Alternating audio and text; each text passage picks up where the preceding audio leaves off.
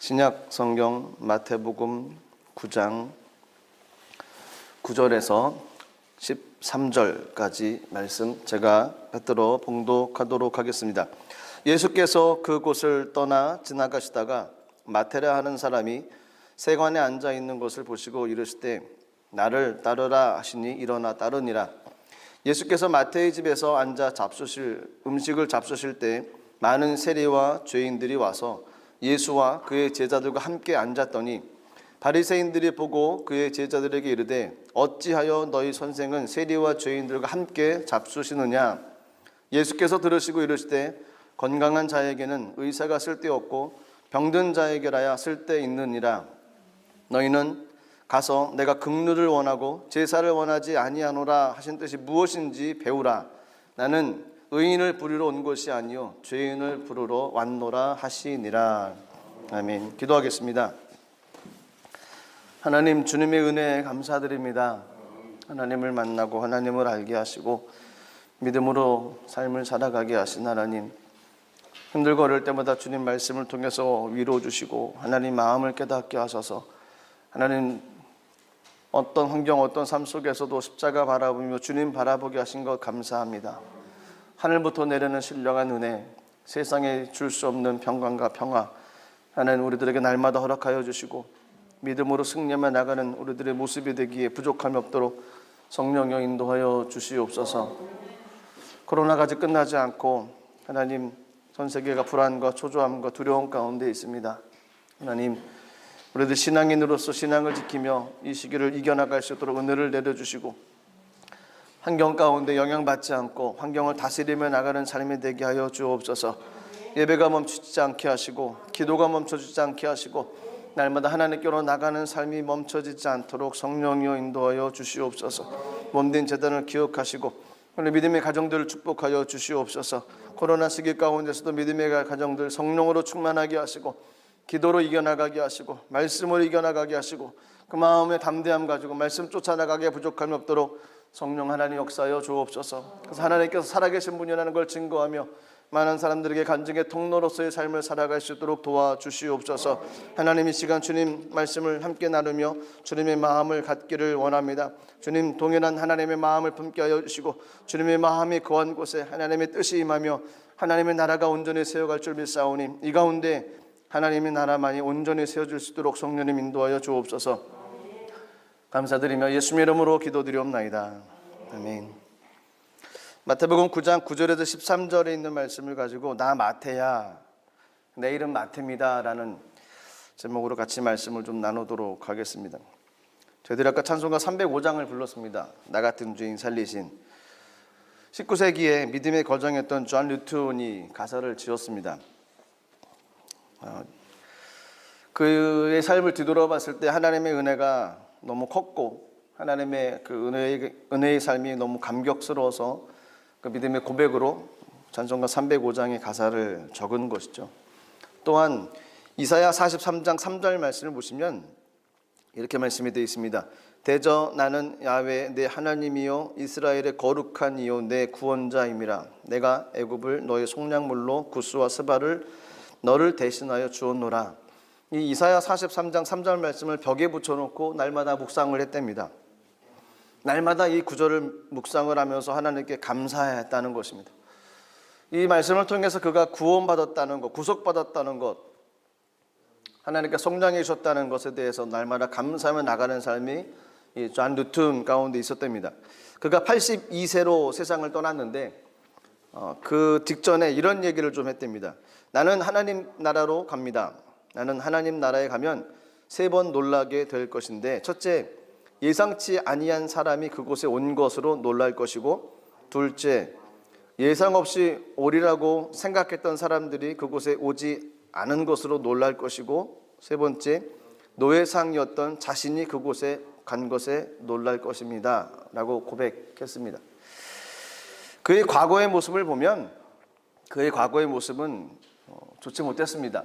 수많은 사람들의 목숨을 죽이고 살렸던 사람이 이 존 뉴턴이었습니다. 많은 사람들의 눈물을 흘리게 했고 피를 흘리게 했던 사람이었습니다. 노예선의 선장이었습니다.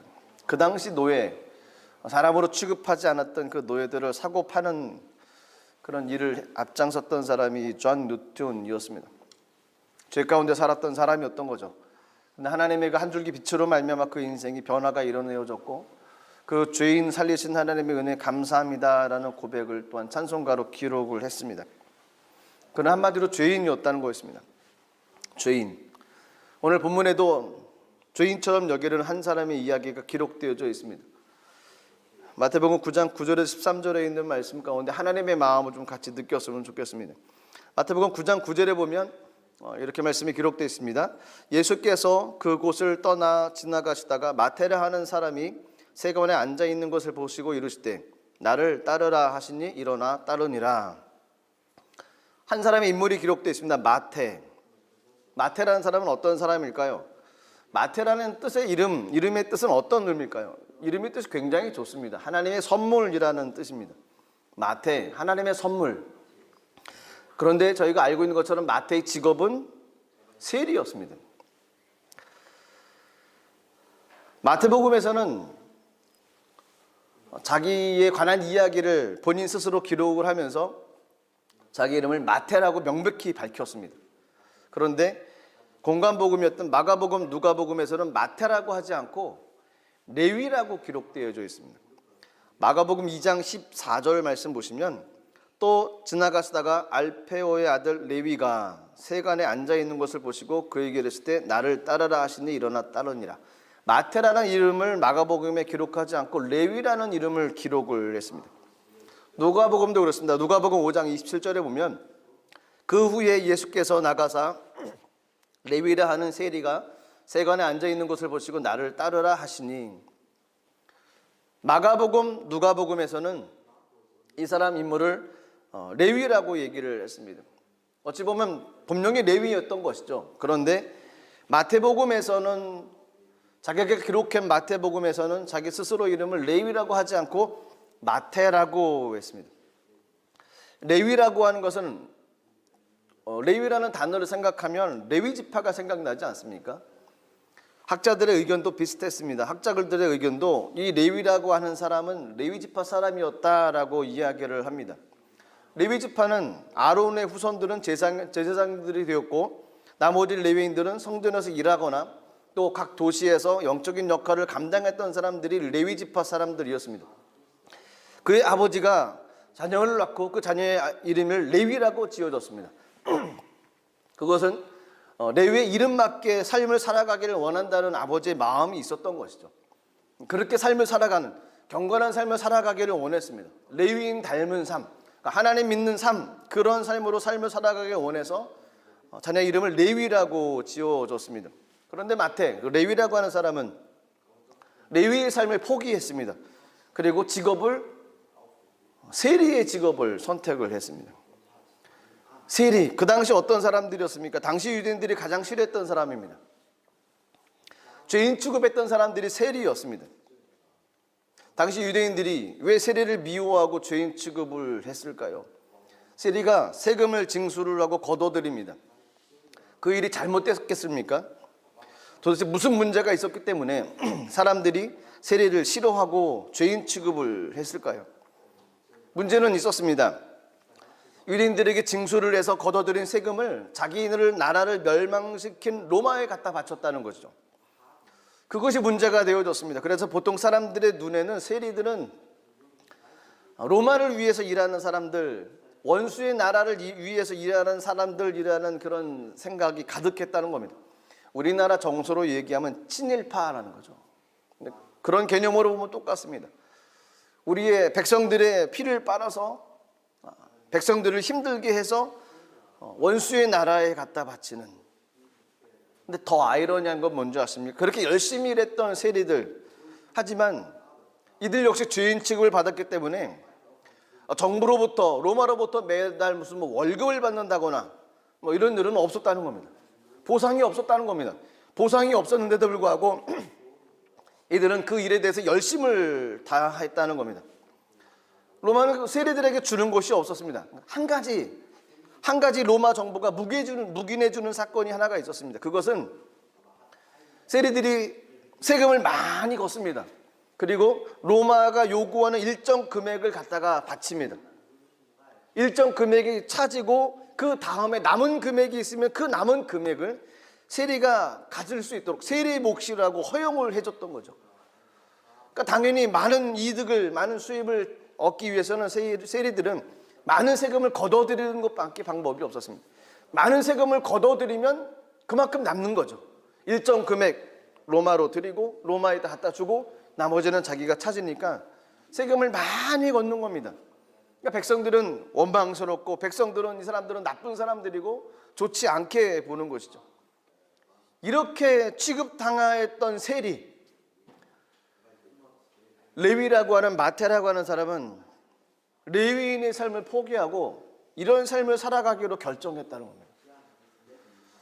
요즘 시대로 얘기하면 예수 믿고 삶을 살아가는 저희들에게 대대손손 예수 믿는 가정, 하나님의 은혜로 말미암아 삶을 살아가는 가정, 근데 뜻하지 않게 하나님 모른다고 하는 겁니다.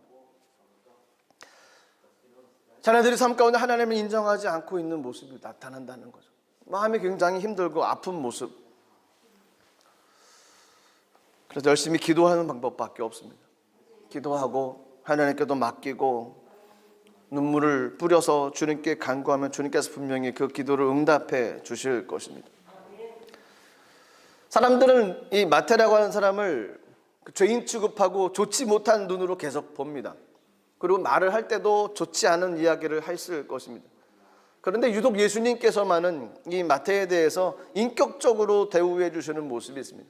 보통 사람들이 세리 그러면 좋지 않게 얘기하는데 예수님은 그를 보통 사람들하고 똑같이 동등한 모습으로 이야기해 주시고 다가가셨다는 겁니다. 심지어 그 마태에게 뭐라고 요청을 하셨냐면 나를 따르라라고, 내 제자가 되라라고, 제자 가운데 한 일원으로 뽑아주겠다고까지 마태에게 요청을 하셨던 것이 예수님이셨습니다. 예수님은 저희들이 상황이 힘들고 어렵든지 주님께서 다가오실 때는 우리들의 약한 모습을 보지 아니하시고 늘 우리를 인격적으로 도우해 주십니다. 그분은 우리를 품어주시고 안아주신다는 겁니다. 우리 아무리 죄 가운데 넘어지고 쓰러진다 할지라도 주님께서는 그 사랑의 손길로 우리를 내밀어 주시고 우리를 품어주십니다. 그래서 저희들이 날마다 주님께로 갈 수 있는 건 아니겠습니까? 주님께로 갈 때는 죄인의 모습이도 괜찮습니다. 실수한 모습이고 낙심한 모습이고 넘어졌던 모습이어도 괜찮다는 겁니다. 주님께로 가면 주님께서는 잘했다라고 품어주시고 우리에게 은혜를 듬뿍 부어주실 것입니다. 모든 사람들이 손가락질을 내위, 예수님은 손가락질을 하지 않으셨습니다. 심지어 제자의 일원으로 뽑아주시겠다고 그를 부르셨습니다. 주님께서 저와 여러분들을 그렇게 바라보십니다. 예수님께서 마태를 어디 있을 때 부르셨습니까? 세관에 앉아 있을 때 불렀다라고 성경에 기록되어져 있습니다. 마태도 참 대단한 사람들입니다. 대단한 사람입니다. 왜냐하면 사람들이 그렇게 안 좋게 손가락질하는 그 직업, 마태가 어떤 일 때문에 그 일을 놓지 못하는 생계적인 문제도 있을 것이고 환경적인 여러 가지 모습도 있을 텐데 그럼에도 불구하고 그 일을 꾸준히 해 나갔다는 겁니다. 손가락질 바르면 마음이 힘들고 어렵습니다. 비난을 받으면 그 마음이 너무너무 어렵습니다. 세상 모든 사람들이 욕하고 세상 모든 사람들의 손가락질하면 그 자리를 지켜나간다는 것이 너무 어렵습니다. 정말 고통스럽습니다. 근데 마태는 그럼에도 불구하고 성실하게 세관에 가서 그 일을 늘 감당했던 것이죠. 마음은 힘들고 어려워도 늘 그 자리를 지켜나갔다는 겁니다. 그래서 어떤 목사님들은 그런 얘기를 하시더라고요. 예수님께서 마태라고 하는 이 세리 직업을 가지고 있는 이 사람을 왜 제자로 뽑았을까? 도대체 이 사람이 뭐가 좋고 뭐가 잘했기 때문에 이 사람을 뽑았을까? 거기에 대한 답을 한 가지를 찾는 것이 이 사람은 성실했다는 겁니다. 그 일에 맡은 일에 대해 성실했다는 거였습니다. 그 일을 주님께서 보셨다는 거였습니다. 그리고 그를 부르셨다라고 이야기들을 많이 하십니다. 주님은 성실한 사람들을 부르시고 그들에게 다가가시는 분이십니다. 그렇지 않겠습니까? 날마다 말씀을 날마다 가까이 하는 사람을 만나주시겠죠. 날마다 하나님을 찾는 사람을 만나주시겠죠. 1년에 한 번 주님 만나러 나가는데 하나님 만나주실까요? 가능성은 희박하죠. 날마다 말씀을 가지고 주님 앞에 나가는 사람을 주님 찾으시고 그를 만나 주시겠죠. 날마다 주님 앞에 나가는 사람, 성실한 모습으로 날마다 그 자리를 지켜나가는 사람, 하나님은 그 사람을 더 기뻐하지 않으실까요? 그렇습니다. 저희가 있어야 할 곳에 있어야만 됩니다. 마태가 있어야 될 곳은 세관이었습니다. 그가 그 땅에서 해야 될 일은 세관의 일이었습니다. 세상 사람들이 뭐라 한다 할지라도 그는 그 자리를 지키며 나가는 것이 그가 해야 될 몫이었습니다. 저와 여러분들이 지켜야 될 자리가 있지 않습니까? 저와 여러분들이 지켜야 될 자리가 있습니다. 가정에서 지켜야 될 자리가 있고 사회에서 지켜야 될 자리가 있습니다. 물론 교회 안에서도 지켜야 할 자리가 있습니다. 신앙인으로서 지켜야 할 자리가 있다는 것입니다. 그 자리를 지켜나가야만 합니다. 제가 지켜야 될 자리도 있고요. 아무리 힘들고 어렵고 마음이 무너져 내려가는 모습, 환경이 다가와도 제가 지켜야 할 자리를 지켜야 되는 겁니다. 코로나가 1년 넘게 진행되고 있습니다. 락다운이 걸려서 예배를 영상으로밖에 드리지 못할 때가 있었습니다. 정말 당황스러웠습니다. 영상 장비가 있습니까? 영상에 대해서 무슨 정보를 알고 있습니까? 전혀 모르는 상황. 핸드폰으로 찍어서 올리기 시작했습니다. 이 지역의 특수성 때문에 영상 하나 올리는데 10시간, 11시간이 걸렸습니다. 믿을 수가 없었지만 인정할 수밖에 없었습니다. 영상을 유튜브 상으로 올리는 것이 10시간, 11시간. 그 올릴 때 마음은 그거였습니다. 비록 못 오시지만 영상으로도 예배를 드렸으면 하는 마음. 그거 한 것밖에 없습니다. 예배를 드리기를 원하는 마음. 왜냐하면 예수 믿는 사람들이 예배를 소홀하면 내 생각이 많아지기 때문에 그렇습니다.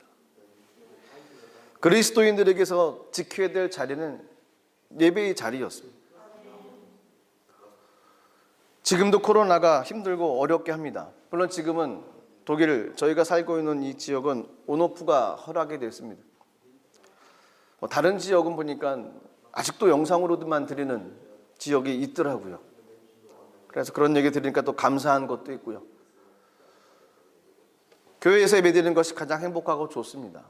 왜냐하면 이곳에 하나님의 임재가 있고 이곳에 기도가 쌓인 자리이기 때문에 그렇습니다.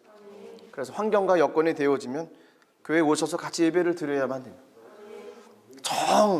환경이 어렵고 나갈 수 없는 환경이 되어지면 영상으로 드리지만 분위기는 굉장히 틀릴 겁니다. 중요한 것은 예배를 드려야만 됩니다. 지금 영상으로 예배를 드리시는 분들 예배를 잘 드려야 됩니다.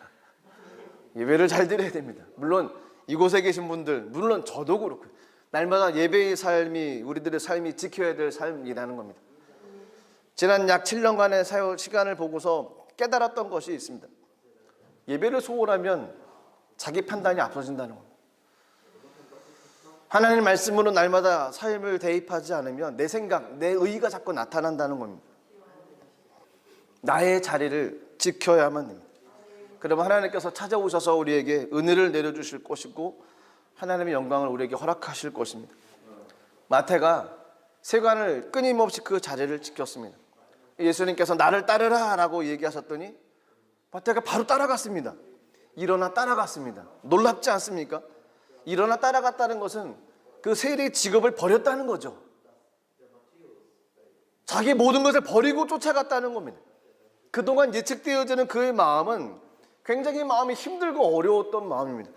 이걸 해야 되나 말아야 되나, 안 하자니 마음이 그렇고 하자니 또 마음도 불편하고, 그러면서 세리의 일을 열심히 감당하며 나갔던 것이 이 마태의 모습이었습니다. 그런데 어느 날 갑자기 예수님께서 오셔서 하시는 말씀이 나를 따르라. 그 순간 지금까지 고민하며 있었던 그 마태가 결정을 내렸습니다. 고민하던 모든 것들을 다 내려버리고 결정을 내렸다는 겁니다. 그가 결정을 내렸을 때 주님께서 나를 따르라 하셨던 그 말씀이 아마도 번개치는 것처럼, 천둥치는 것처럼 그에게 들리지 않았을까요? 그 마음이 갑자기 와르르 무너지는 겁니다. 나를 따르라. 그 말씀이 삶을 바꿀 수 있는 하나님의 레마로 들렸다는 거였습니다. 불꽃처럼 솟아오르는 그 마음에 뜨거움이 있었고, 머리끝부터 발끝까지 전율이 흐르고 소름이 끼치며 그 말씀 한마디에 어떻게 할 수 없는, 그래서 바로 일어나서 따라갈 수밖에 없는 삶이 됐던 것이 이 마태의 지금의 모습이었다는 겁니다. 마비된 것처럼 그를 따라갈 수밖에 없는, 그분의 외침이 사람의 얘기가 아니었습니다. 그분의 외침을, 그분의 요청을 거절할 수가 없는 그런 삶이 마태가 느꼈다는 겁니다. 혹시 이런 거 느껴보셨습니까? 성경을 읽다가 예배를 드리다가 찬양을 드리다가 그냥 그 자리에 그냥 무릎 꿇고 주저앉아 버리는 겁니다. 그리고 그냥 펑펑 울 수밖에 없는, 그 은혜에 감사하고 그 은혜에 감격하고 그 은혜가 너무 벅차서 그냥 주님 앞에 그냥 감사합니다라고 외칠 수밖에 없는 그 심정의 모습을 경험해 보셨습니까? 마태의 심정이 그렇다는 겁니다. 나를 따르라, 그냥 주저앉아 버린 겁니다. 지금까지 고통하며 고민했던 모든 것들이 한순간에 그냥 뻥 뚫리듯이 그냥 버릴 수 있었던 그 순간이 마태가 누렸던 순간입니다. 저 여러분들 가운데 이런 순간이 오기를 원합니다. 이런 하나님의 외침에 반응할 수 있는 우리들의 모습이 날마다 일어나길 간절히 소망합니다. 그래서 날마다 주님 앞에 주님 말씀 들었을 때 그 말씀이 마음의 심령을 흔들어 놓고 내 인생을 바꿔버리고 생각을 바꿔버릴 수 있는 하나님의 음성으로 들려주는 그 은혜를 저희가 누려야만 된다는 것입니다. 이것이 마태의 소명인 것이죠. 주님 부르실 때 마태는 순종했습니다. 그 후에 예수님께서 마태의 집에 오셔서 식사를 같이 하시는 모습이 성경에 나옵니다. 9장 10절 말씀입니다. 예수께서 마태의 집에서 앉아 음식을 잡수실 때에 많은 세리와 죄인들이 와서 예수와 그의 제자들과 함께 앉았더니, 유대인은 관습이 있습니다. 유대인들은 이방인들과 식사하지 않는다는 겁니다. 절대로 그들과 식사하지 않는다는 겁니다. 그들의 집에도 들어가지 않는다는 것이죠. 그런데 예수님이 한 행동을 보면 상상을 초월하는 모습입니다. 유대인들은 상상할 수 없는 일을 예수님이 하셨습니다. 그 집에 들어가셨고, 그리고 그 집에 가서 죄인들과 같이 음식을 나눴다는 겁니다. 만약에 어떤 유대인이 세리나 창녀의 집에 들어가서 음식을 먹으면 그 유대인은 세리와 창녀와 같은 죄인이 된다라는 모습이라는 겁니다. 그렇게 사람들이 알고 있었다는 겁니다. 이방인들과 함께 자리를 하면 이방인과 같은 죄인입니다 라는 것을 인정하는 것이었습니다. 근데 예수님께서 세리의 집에 들어가셔서 죄인들과 함께 식사를 하시는 겁니다. 그럼 예수님은 똑같은 죄인입니다 라는 것을 보여주시는 것이죠. 근데 어찌 보면 예수님께서 이 땅에 오셔서 우리 모든 죄를 감당하시기 위한 모습을 예표로 보여주시는 것일 수도 있습니다. 마태가 예수님을 초청한 것이 아니고 예수님이 그들을 초청한 겁니다. 예수님이 비록 그 집에 들어가셔서 그들과 식사를 하시고 죄인들과 같이 역임을 당하셨지만 사람들이 그렇게 생각하지만 아닙니다. 예수님께서 죄인들을 초청하신 것이죠. 그들의 죄를 위해서 이 땅에 오신 예수님의 모습에 그들을 초청하셨던 것입니다. 어찌됐든 바리새인들이 보기엔 이 모습은 정말 쇼킹한 겁니다. 충격이었습니다. 그래서 바리새인들이 수근거리기 시작을 합니다. 9장 11절입니다. 바리새인들이 보고 그의 제자들에게 이르실 때 어찌하여 너희 선생은 세리와 죄인들과 함께 잡수시느냐. 바리새인이 누굽니까? 바리새인은 원래 아주 경건한 사람들이었습니다. 유대계의 전통, 이 바리새인들로부터 유지되어졌습니다. 유대계의 정신을 가장 정확하게 알고 있고 유지했던 사람들이 이 바리새인들이었습니다. 정신적 지주였습니다. 율법을 철저히 지키는 사람들이었고 율법의 선생이었습니다. 그런데 그것으로 끝나지 않았던 거죠. 율법을 잘 지켰던 사람으로 끝나지 않았습니다. 거기까지 했어야 되는데 그 선을 넘어갔습니다. 무슨 선이냐면요, 율법을 지키지 않는 사람들을 비난하고 정죄했다는 겁니다. 열심히 지키고 정신적 지주로서 그 삶을 다 했으면 그것이 족한데 그것을 가지고 지키지 않은 사람들을 정죄하기 시작을 했습니다. 그들을 비난하기 시작했습니다. 그들의 거룩한 삶을 살지 못한 것에 대해서 멸시하기 시작을 했습니다. 그러다 보니까 그들 마음 가운데는 사랑과 긍휼이 없었던 거죠. 늘 자신이 기준이 되어져서 판단하고 정죄했던 겁니다. 그들에게 주셨던 율법을 가지고 그들을 감시하고 억압하고 지배하고 그들을 죽이는 일로 율법을 사용했던 거였습니다. 그렇게 비난과 정죄가 많다 보니까 그들 마음 가운데 긍휼의 마음이 있겠습니까? 사랑의 마음이 있겠습니까? 아주 차디찬 마음이 있었겠죠. 자비하는 마음이라는 전혀 없이 어떤 환경을 어떤 눈으로 바라보든 늘 정죄와 비난밖에 없습니다. 무슨 일을 잘해도 그들을 비난하는, 그들도 무너지고, 그러니까 바리새인도 무너지고 사람들도 무너뜨리는 일을 바리새인들이 했던 거였습니다.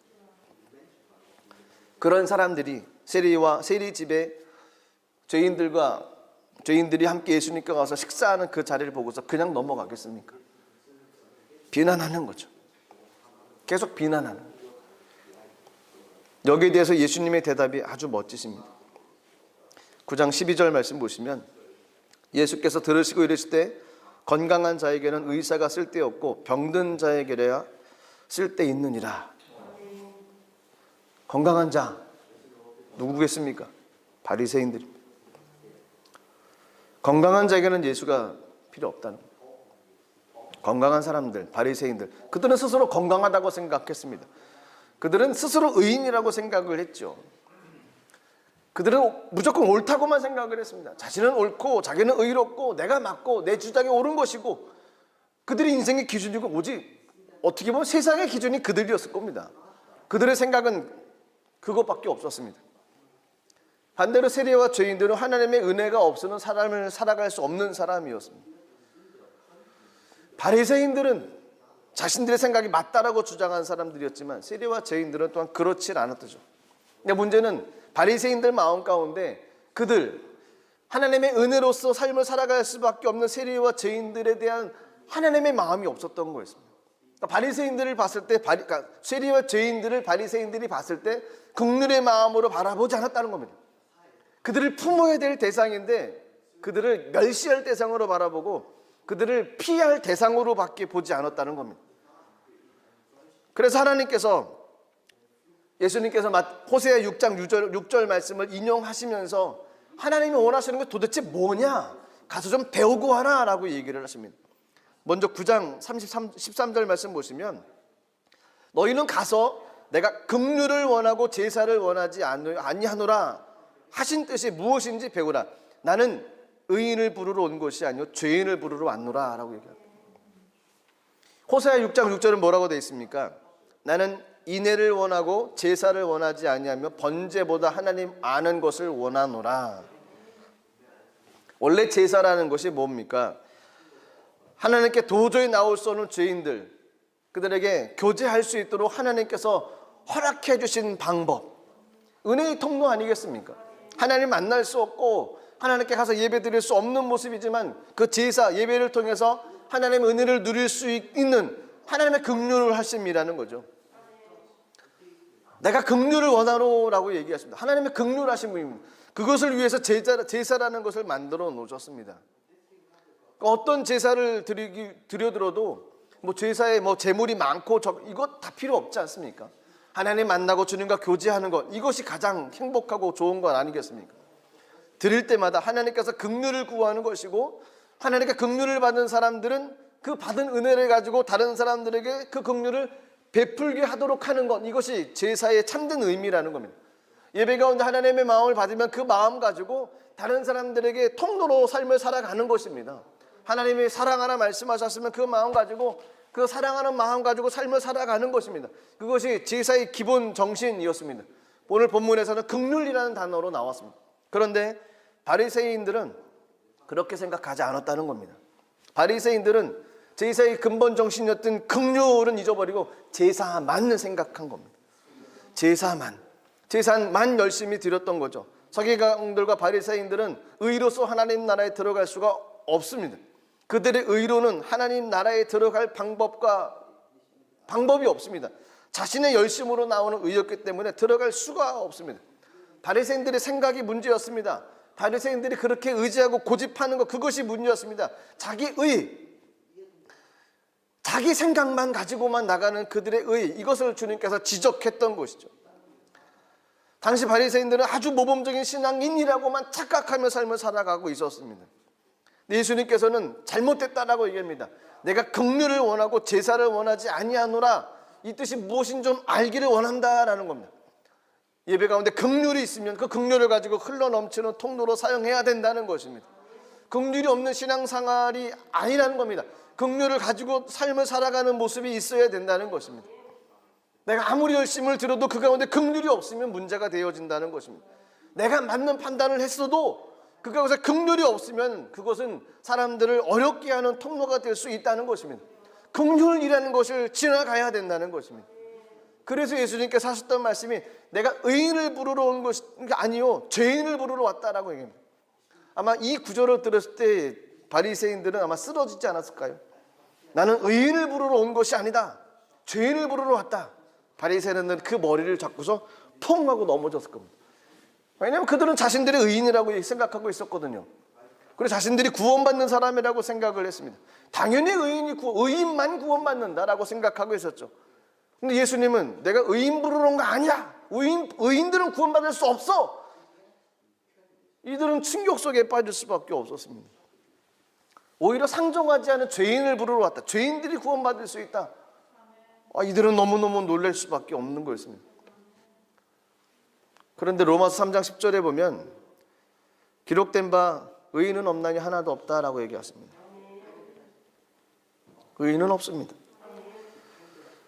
의인과 죄인 두 부류가 아니고요, 예수님의 관심은 모든 사람들이 다 죄인이라는 겁니다.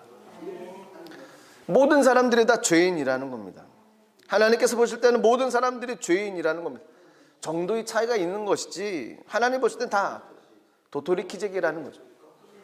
도토리 큰 거 갖다 놔봤자 그게 그거 아니겠습니까? 하늘에서 보면 다 비슷비슷한 그 다 죄인들이 있지 않겠습니까? 그 가운데 긍휼이 필요하다는 것입니다. 하나님의 긍휼하심, 긍휼한 마음이 있어야 된다는 것입니다. 스스로 의인이라고 생각하는 바리새인들, 그들은 예수님이 필요 없다고 얘기합니다. 근데 예수님의 입장에서는 스스로 의롭다고 생각하는 사람들, 그 사람들 부를 필요가 없지 않겠습니까? 하나님의 도움의 손길이 필요한 사람, 그 사람을 주님께서는 부르셨던 거였습니다. 그 사람의 성경에 한 사람이 나오죠. 그 사람이 마태라는 사람이었습니다. 그는 스스로 의롭다고 얘기하는 사람은 아니었습니다. 늘 직업 때문에 힘들고 어려운 삶을 살았습니다. 그도 놀랐습니다. 예수님이 나를 왜 부를까? 근데 그의 부름은 하나님의 위침이었고 거절할 수 없는 부르심이었고, 그래서 직업을 버리고 주님을 따라갈 수밖에 없었습니다. 그 내적 마음 가운데 변화가 일어났습니다. 왜 나를 부르셨을까? 그리고 마태복음에 세리 마태라고 자기 직업에 대해서 분명히 기록을 합니다. 마태라고 기록을 합니다. 사람이 그렇지 않습니까? 나의 수치스러운 것은 가리지 않습니까? 사람들이 손가락질했던 부분들은 살짝 덮어두지 않습니까? 근데 마태는 세리라고 당당하게 표현을 합니다. 왜 예수님께서 마태를 부르셨을까요? 마태는 순교자입니다. 기록에 의하면 마태는 이디오피아 한 도시, 나바다라고 하는 도시에 가서 순교를 당했습니다. 예수님 부르신 이후에 그는 그 복음을 놓지 않고 순교의 삶을 살았습니다. 그래 보니까 끝이 둘 또는 세 가닥으로 갈려진 창으로, 도끼, 창, 갈고리를 하나로 묶어 놓은 무기, 이런 무기가 있답니다. 이런 거 가지고 찔림을 당해서 순교당했다고. 그는 끝까지 자기가 세리였다는 것에 대해서 거부하지 않습니다. 마태복음에서 세리였다는 것에 대해서 당당히 기록해 놓으십니다. 주님께서 마태를 왜 부르셨을까요? 그것은 그렇게 죄 가운데 모든 사람들에게 손가락질 당하며 삶을 살아갔던 그 마태, 세리 마태. 하지만 마태는 그 세리라는 직업을 감추지를 않았습니다. 자기가 부끄럽고 수치스럽고 이것을 사람들에게 내놓으면 망신당하는 것 같지만 그는 그걸 당당했습니다. 그리고 또 한 가지 당당했던 것은 예수님의 제자였다는 겁니다. 비록 내가 세리였지만 주님께서는 나를 제자로 부르셨다는 겁니다. 그 제자야마 됨에 대해서 그가 감사했던 거였습니다. 그리고 그가 어디를 가든지 나는 세리였습니다라고 고백을 했습니다. 그것은 주님이 나 같은 사람도 제자로 부르셨습니다. 그는 당당하게 고백을 할 수 있습니다. 나 원래 세리였어. 많은 사람들이 예수님의 제자들을 바라보면서 훌륭하다, 존경스럽고 칭송하고, 야, 나도 저런 예수님의 제자가 되면 얼마나 좋을까, 이렇게 바라보고 있지 않겠습니까? 이 땅을 살아가는 저희들도 그렇지 않습니까? 야, 예수님의 제자들은 그래도 좀 틀릴 텐데 얼마나 행복할까? 그분과 같이 삶을 살았던 사람들인데 얼마나 좋을까? 그들 마음 가운데 담담이 들지 않겠습니까? 어깨가 좀 이렇게 쓰지 않겠습니까? 세상 사람들에게 나 예수님의 제자 중에 한 사람이야, 이렇게 얘기하는 그런 모습이 제자들 가운데 없었겠습니까? 마태도 있었을 겁니다. 하지만 마태는 얘기하기를 나 원래 세리였어. 나 예수님의 제자라고 사람들이 불러주지만 나 원래 세리였던 사람이었습니다 라고 고백을 합니다. 나 원래 세리 마태였어. 나 그런 사람이었어 라고 고백을 합니다. 예수님께서 마태를 왜 불러주셨냐면 그 마음 때문에 부르셨던 거죠. 마태는 마음 가운데 그런 마음이 있었습니다. 예수님께서 마태를 부르셨던 것은 그것 때문에 부르셨던 거였습니다. 성실한 것도 필요하겠지만 그는 그것도 감추는 사람이 아니었습니다. 수치스럽고 사람들 앞에 내놓기 어렵지만 그것을 가지고 주님의 영광을 냈다는 통로로 삶을 살아갔던 사람이 마태였던 거였습니다. 세리였지만 그는 제자로서 삶을 살아가기에 부족함이 없었던 겁니다. 그리고 감추지 않았습니다. 난 세리였지만 주님 만나고 주님 부르셔서 나는 제자 된 사람이야. 그리고 그는 에티오피아까지 가서 복음을 증거하다가 순교당했습니다. 그래서 오늘 본문의 제목이 나 마태야, 나 세리 마태야, 이것이 본문의 제목입니다. 당당해야만 됩니다. 저희들도 예수님 안에 삶을 살다가 넘어지고 쓰러지기도 하죠. 실수하기도 하고 사람들이 그것을 보고서 손가락질하기도 합니다. 하지만 하나님께서 부르신 사람들입니다. 많은 사람들 가운데 우리를 부르셨습니다. 그 은혜로 삶을 살아가는 사람들입니다. 실수 있습니다. 그렇다고 부인하지 않습니다. 인정합니다. 하지만 하나님 사람으로 삶을 살아가려고 이제 노력합니다. 비록 저희 인생의 삶이 순교의 단계까지는 가지 못한다 할지라도 이 믿음 지키고 이 믿음으로 주님 부르시는 그날까지 이 믿음의 삶 살아가겠습니다 라고 고백해야 된다는 겁니다.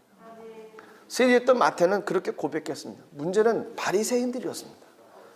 그들은 끝까지 자신들은 의인이라고 생각했습니다.